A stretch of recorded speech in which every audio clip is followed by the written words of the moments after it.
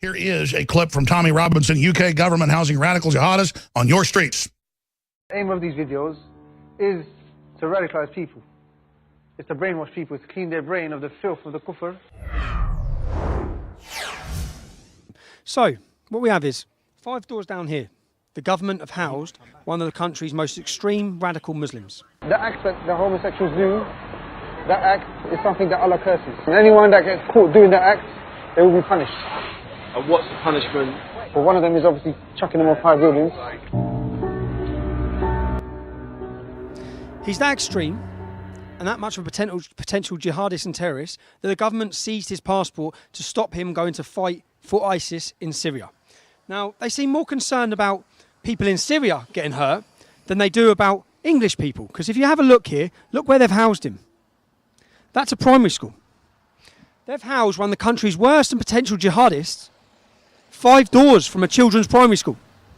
Now, I don't know how much Theresa May, well, I keep hearing Amber Rudd, you keep saying, we're all going to be all right, everything's going to be all right, get back to normal, life is normal. What do you mean life is normal? There's dead kids in Manchester. You're housing terrorists next to a children's, you're housing terrorist supporters next to a children's school. Not yours children. They don't cross paths with you. You drive around in bulletproof cars, okay? There are children, there are kids, there are families. And you think you can just put them at risk like this.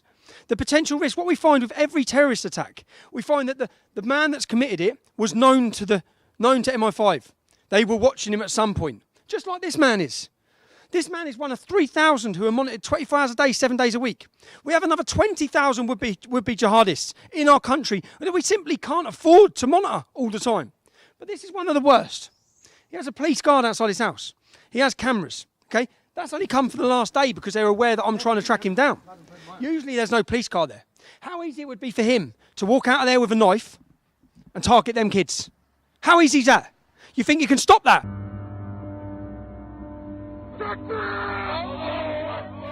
If you're a parent and your children go to this school, how do you feel that the risk that they've been put at? The potential risk that's just there, the potential risk. And to our government, if you're going to continue to think you can hide these men, we're going to find them. We're going to find them because the general public need to be aware of the threat. They need to be aware of the risk. If you've got kids in that school, you deserve to know how extreme that man is at the end of the road. And if we look at how big our problem is, if we have 3,000 Muslims on 24-hour day, 7-day-a-week watch, but up to 20,000 more radicals that we simply don't have the resources to watch, that's up to 23,000, 25,000 people, okay? Even if we wanted to raid them and arrest them and bring them all in, that would take hundreds of thousands of police officers. It would take months and months and months. That's how bad the problem is now. Now. You wouldn't house a paedophile next to a school. Don't house a terrorist supporter. With what we've seen now, with the attacks we've seen, what our government should have been doing, what we should have been hearing from you on our news, is that you're rounding up every ISIS supporter. You're rounding them up and interning them. You're getting them off our streets. Not walking, crossing paths with us. Whose mum wants to queue up and live next door to these men? We have to live next door to them. It's not right. I don't know how much more you think as a government English men are going to tolerate. When their children are being blown up, it sort of steps it up to a next level. At some point in the future, you're going to create a monster. You're going to create a monster because you need to intern these men. You need to take them off our streets. You need to protect our people. You need to protect our children, which you're failing at. You're failing at. And when people can no longer rely on the police, when they can no longer rely on the government or the system, people will endeavour to seek their own justice. The full video is on Rebel Media. It's on InfoWars. Tommy Robinson is on fire. Absolute Veritas. True from the heart. That's teleprompter free. That's strength. That's truth.